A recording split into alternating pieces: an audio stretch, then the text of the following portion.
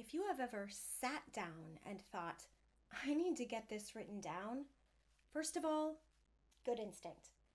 Written documentation is one of the most valuable things you can create for your business.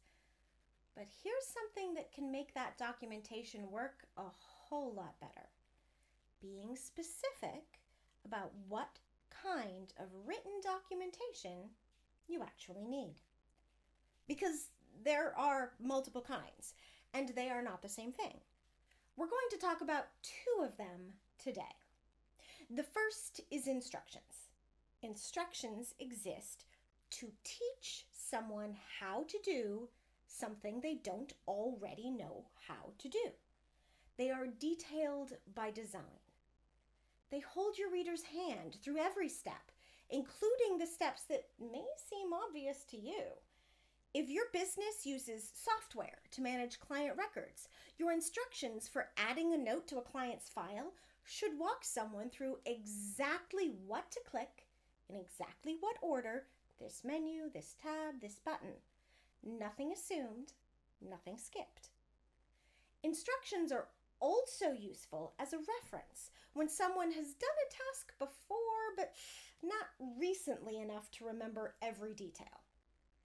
If it's been 2 months since someone updated a client record, a good set of instructions means they don't have to track you down to ask how. The second kind of written documentation we're talking about today is a checklist. And a checklist is a completely different tool for a completely different purpose. A checklist is not for learning. It's for not forgetting. It assumes the reader already knows how to do the things on the list. Its job is simply to make sure nothing gets skipped. Let me give you a concrete example. Say you have a new client coming in for a hair extension consultation. You might have a checklist for how that consultation should go. And on that checklist, one of the items might be something like, make a note in the client's record about their desired outcome and any decisions made today. That's it. That's the whole line.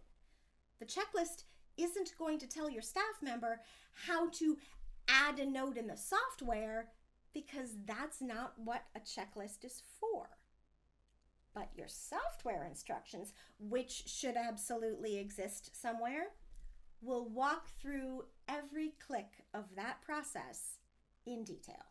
So the checklist says what needs to happen. The instructions explain how. Here's why that distinction matters. If you hand someone a checklist when what they actually need is instructions, they will get stuck and either come find you or guess, neither of which is what you want. If you hand someone a full set of instructions when what they actually need is a quick checklist, they'll get bogged down in detail that they don't need in that moment. The right tool has to match the situation. And in some cases, like our consultation example, you need both. The checklist keeps the consultation on track.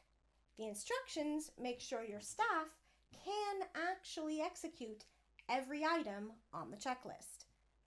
So next time you sit down to create some written documentation, take a moment to ask yourself, am I teaching someone something new?